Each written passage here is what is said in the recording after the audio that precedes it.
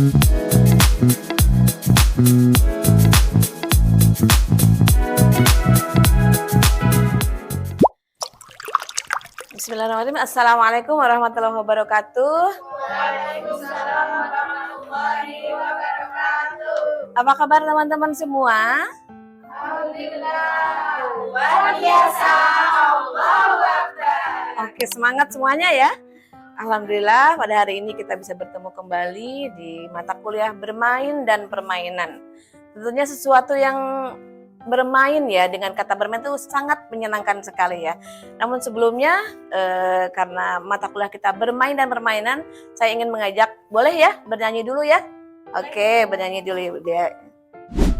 Seperti yang sering kita lakukan pada saat kita mau ketemu dengan siapapun, kita mengucapkan salam ya. Oke, saya nyanyi dulu atau akan bersama-sama dengan teman-teman semua ya. Assalamualaikum, salam selamat dan bahagia, saling mendoakan di antara kita. Jawablah waalaikumsalam, jawablah Waalaikumsalam. Hebat semuanya teman-teman semua.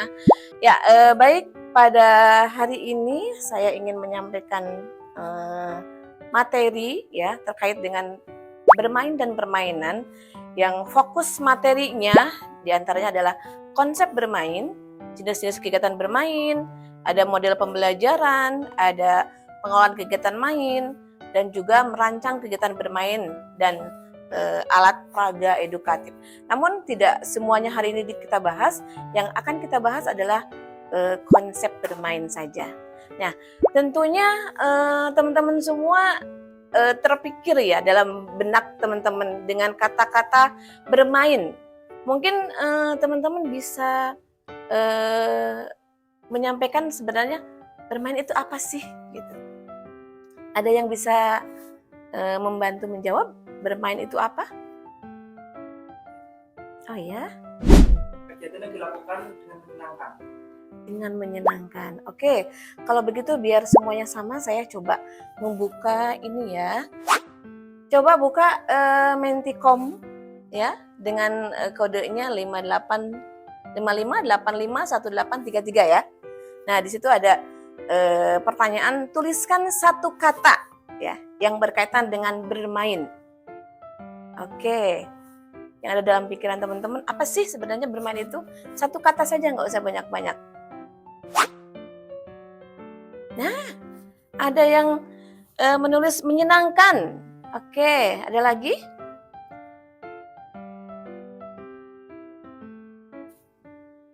Woi, ada yang bahagia, seru, senang. Oke.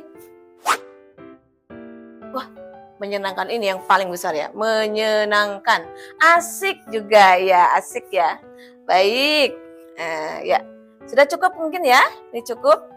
Baik, kalau kita kembali dengan konsep bermain, tentunya tadi seperti yang teman-teman tulis bahwa bermain itu sesuatu yang menyenangkan, sesuatu yang membahagiakan, sesuatu yang seru, asik ya. Seperti yang kita lakukan pada saat kita masih kecil. Bahkan mungkin sampai sekarang pun masih bermain ya teman-teman ya. Masih banyak bermain ya. Iya, cuma permasalahannya yang terjadi pada saat sekarang itu ada statement dari beberapa orang tua yang menyatakan bahwa sering terjadi konsultasi dengan Bapak Ibu guru di sekolah bahwa anak saya itu tidak pernah belajar, maunya bermain terus. Nah, kalau seperti itu betul nggak yang ditanyakan oleh orang tua? Kurang tepat. Kurang tepat. Alasannya kenapa? Karena ya bermain itu bagian dari belajar, kan sebuah proses. Sebuah proses. Dengan sesuatu yang sepaneng, klasikal. Oke. Bermain itu kan kemasannya sebenarnya belajar, tapi kemasannya menyenangkan, asyik. Asik. Oke. Bahagia. Oke, ada lagi mungkin Mas Alif? Saya sependapat dengan Sependapat dengan Mbak Nabila. Baik, ya. Kalau kita melihat dari definisi ya sebenarnya apa itu bermain, bahwa bermain adalah suatu aktivitas yang langsung spontan. Jadi tidak direncanakan begitu ya. Kalau bermain itu sesuatu yang dilakukan secara spontan, di mana seorang anak itu berinteraksi baik itu dengan orang lain ataupun dengan benda-benda yang ada di sekitarnya. Itu semuanya bisa dilakukan oleh anak-anak secara spontan. Dan tentunya tadi seperti yang disampaikan oleh teman-teman bahwa dilakukan dengan cara yang menyenangkan, dengan cara yang inisiatif sendiri tanpa ada paksaan. Di situ tentunya dengan potensi yang dimiliki oleh anak menggunakan daya hayalnya, daya imajinasinya, yang mungkin kadang-kadang kita melihat bahwa pada saat ada anak-anak yang bermain itu kita melihat memang orang tua menyatakan itu kayak bermain, padahal sebenarnya pada saat dia melakukan kegiatan aktif bermain seperti itu, dia itu sedang berhayal, nanti saya cita-cita ingin jadi seorang arsitek misalkan begitu, dengan membuat kardus-kardus yang ada itu ditumpuk-tumpuk. Nah, itu kalau misalkan orang tua yang kurang paham, ya kurang memahami bahwa kegiatan anak seperti itu ngapain ditumpuk-tumpuk begitu. Padahal dalam benak anak itu, daya hayal anak itu menginginkan, mencita-citakan bahwa dia nanti ingin menjadi seorang arsitek nanti pada saat sudah dewasa seperti itu. Sebenarnya kalau lebih spesifik lagi ada beberapa arti bermain ya, arti bermain. Dengan bermain bahwa anak akan memperoleh kesempatan mengembangkan seluruh potensi yang ada pada dirinya. Karena kita tidak tahu ya, kadang-kadang kita tidak tahu bahwa melihat ada anak sebenarnya diam. Dikiranya kalau diam itu dia tidak punya kemauan untuk melakukan sesuatu, atau misalkan dia sebenarnya diamnya dia karena dia sedang mengamati. Dia sedang mengamati lingkungan, kenapa kok begini, kenapa kok begitu ya. Bahwa tidak semuanya bahwa anak yang diam itu adalah sesuatu tidak punya potensi begitu ya, tidak punya keinginan. Sehingga dengan bermain tersebut maka akan memperoleh kesempatan untuk bagaimana dia mengembangkan potensi-potensinya. Kemudian yang kedua, bahwa anak dengan bermain itu akan menemukan dirinya, yaitu kekuatan, kelemahan ya. Misalkan pada saat ada anak yang dia sedang bermain naik tangga begitu, naik tangga. Pada saat dia naik tangga mungkin orang tua yang melihat itu langsung bilang jangan nanti jatuh begitu ya. Ada yang bahkan jangan nanti jatuh. Tetapi dengan potensi yang dia miliki, saya bisa. Saya kuat begitu. Saya kuat, saya bisa. Akhirnya dia tetap naik tangga, meskipun mungkin bisa jadi karena mungkin kepleset dia jatuh. Tetapi dengan pengalaman yang dia alami, dengan pengalaman yang dia peroleh itu, dia akan belajar dari situ. Belajar bahwa oh berarti saya mau naik tangga tuh berarti harus bagaimana begitu. Kemudian yang ketiga, memberikan peluang bagi anak untuk berkembang seutuhnya ya, baik secara fisik, intelektual, sosial, emosional, bahasa. Karena setiap anak itu unik ya, berbeda antara satu dengan yang lainnya, tidak bisa disamakan. Bahwa di dalam konsep bermain itu kan tidak bisa semua dalam satu kelas disamaratakan bahwa ini kegiatannya sama, tetapi berikan kesempatan itu kepada anak dengan kita memberikan fasilitas-fasilitas ya untuk bisa mengembangkan terkait dengan potensi yang ada. Selanjutnya bahwa dengan bermain anak akan terbiasa menggunakan seluruh aspek panca inderanya sehingga terlatih dengan baik, terstimulasi dengan baik. Jadi bagaimana dengan mengobservasi sesuatu dia bisa melihat, dia bisa meraba, dia bisa mendengar. Misalkan kita kalau diajak anak-anak keluar misalkan, mengamati pohon pisang misalkan, mengamati pohon pisang. Dengan pengamatan dia, misalkan bahwa pisang itu, oh daunnya seperti itu, oh ternyata daunnya ada yang warna coklat. Kenapa kok warna coklat begitu ya? Itu kan menjadi pertanyaan bagi anak. Kenapa daunnya warna coklat? Yang ini kok kenapa daunnya kok ada yang melungker gitu ya? Ternyata kalau dijelaskan bahwa itu masih muda belum ini. Dan kalau misalkan dibuka lagi pelepahnya, ternyata loh ada lubang-lubangnya. Ada lubang-lubangnya, berongga ternyata ada airnya begitu. Nah, itu dari apa yang dilihat, diamati dengan seluruh panca inderanya itu, maka anak akan bisa mengetahui apa yang ingin dia ketahui ya. karena anak itu kan rasa kepo-nya tinggi ya, rasa kepo dan rasa ingin tahunya tinggi. Karena secara alamiah memang itu bisa memotivasi anak untuk bagaimana mengetahui sesuatu yang lebih dalam dari pengalaman yang dia alami begitu. Kita bisa melihat ya video yang ada di sini, bagaimana cara anak itu bermain ya dengan sesuatu yang sangat menyenangkan. Coba bisa dilihat video. Nah, di situ ada anak ya untuk disiplin, kemudian juga belajar kognitifnya dia sambil berhitung ada berapa anak yang hadir begitu ya. Kemudian juga dengan bahasanya sambil bisa bernyanyi begitu. Kemudian juga aspek yang lainnya sosial emosionalnya dia saling satu sama lain saling berbagi begitu ya. Seperti itu. Jadi itu sangat menyenangkan sekali. Menurut teman-teman kalau seperti ini bermain anak-anak senang tidak ya? Senang sekali ya seperti itu ya. Jadi semuanya bisa merasakan ada dia mau berbagi, mau menunggu gilirannya ya. Tidak ada yang saling berebut begitu ya. Tidak ada saling berebut. Oke. Baik, kalau kita melihat ayat Al-Qur'an ya, yang di situ di surat An-Nisa ayat 9 bahwa kita sebagai seorang insan yang mempunyai tugas ya khalifah di bumi, salah satunya adalah bagaimana kita mendidik sebagai calon-calon seorang pendidik ya untuk bisa melihat potensi anak. Maka saya mengutip dari surat An-Nisa di situ waliyahsalladzina law taraku min khalfihim dzurriyyatan di'afan. Nah di situ ada hendaklah takut kepada Allah orang-orang yang seandainya meninggalkan di belakang mereka anak-anak yang lemah.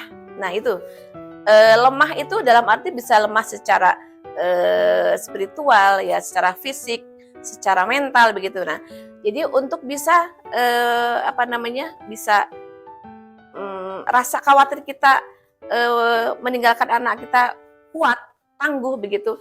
Cara-cara satu-satunya adalah sesuai dengan minat dan itu anak, potensi anak, yaitu dengan cara bermain ya.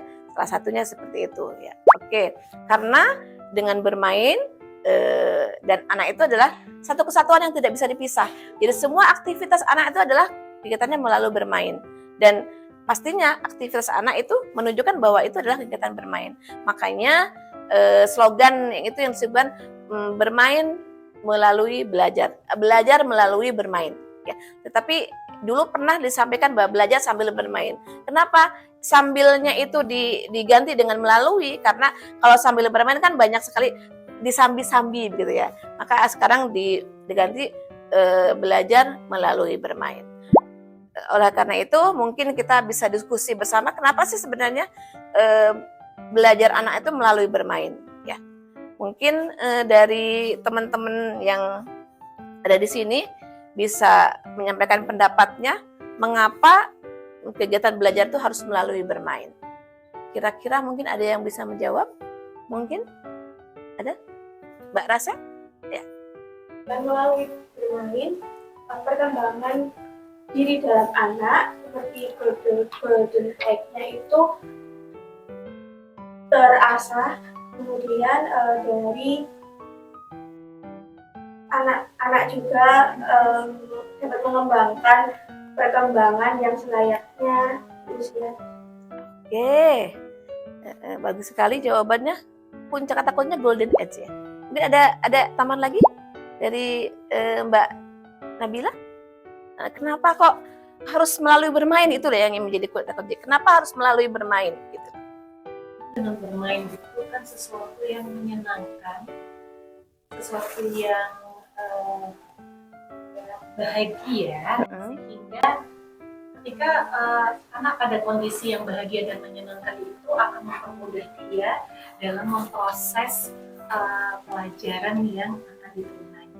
Tapi kalau kondisi anak dalam kondisi ketakutan, tidak bahagia, maka itu akan menghambat proses pemahaman. Oke, baik ya.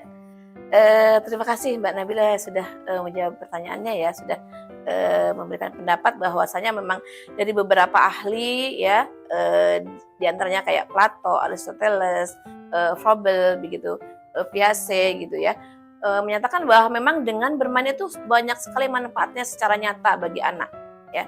Banyak sekali, artinya bahwa dengan bermain itu digunakan sebagai media, ya, media untuk menguatkan keterampilan dan juga kemampuan tertentu pada anak, ya. Karena tadi anak itu mempunyai dan membawa potensi dari mulai lahirnya. Maka dari itu pentingnya, ya, mengapa harus melalui bermain, karena tadi masa anak itu adalah masa golden age, yang itu masa kritis di mana pada masa-masa usia 0 sampai usia 5 tahun, 6 tahun itu kan memang masa-masa yang harus terus distimulasi dengan baik supaya kondisi anak itu kalau sudah terus dengan baik, maka perkembangan berikutnya akan lebih lebih optimal lagi, ya. Selanjutnya, kira-kira kalau tadi melalui bermain, bagaimanakah sih sebenarnya cara anaknya untuk belajar, ya? Kalau tadi dengan bermain, belajar yang seperti apa? Kira-kira ada bisa yang menyampaikan? Mbak Rasa? Caranya bagaimana?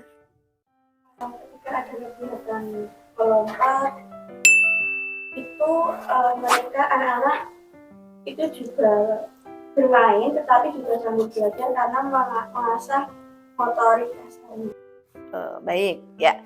Ya, memang cara dalam bermain anak dalam konsep belajarnya anak itu yaitu secara bertahap tentunya, sesuai dengan tahapan perkembangan anak, ya. Karena setiap tahapan perkembangan anak itu dari mulai usia 0 sampai 3 bulan, 3 bulan sampai 6 bulan, 6 sampai 9, 9 sampai 12, 12 sampai 18, kemudian 18 sampai 24, itu ada indikator tersendiri bagaimana cara untuk bermainnya anak, ya, belajarnya anak. Otomatis itu secara bertahap, ya, untuk bisa melakukan kegiatan-kegiatan di dalam proses belajarnya anak, meskipun memang melalui bermain, begitu, ya. Ya, kiranya nanti tugas untuk teman-teman di rumah, ya, nanti untuk menyampaikan sebenarnya bagaimana cara anak belajar, silakan teman-teman nanti bisa membuka link dari YouTube yang nanti itu bisa teman-teman analisis bersama. Ini nanti linknya untuk dibuka, ya, untuk nanti menambah wawasan. Tugasnya teman-teman nanti untuk bisa membuat artikel, begitu, ya, dari apa yang sudah disampaikan di link tersebut, gitu. Mungkin kiranya untuk pertemuan hari ini cukup sekian, ya. Bisa dilanjutkan untuk materi berikutnya di minggu depan. Untuk terakhir mungkin ada yang bisa menyimpulkan, ya, apa itu bermain? Mas Ali? Coba gitu. Main adalah aktivitas yang dilakukan secara spontan yang menyenangkan, yang dimana di situ melibatkan motorik anak dan juga perkembangan kognitif. Oke, baik.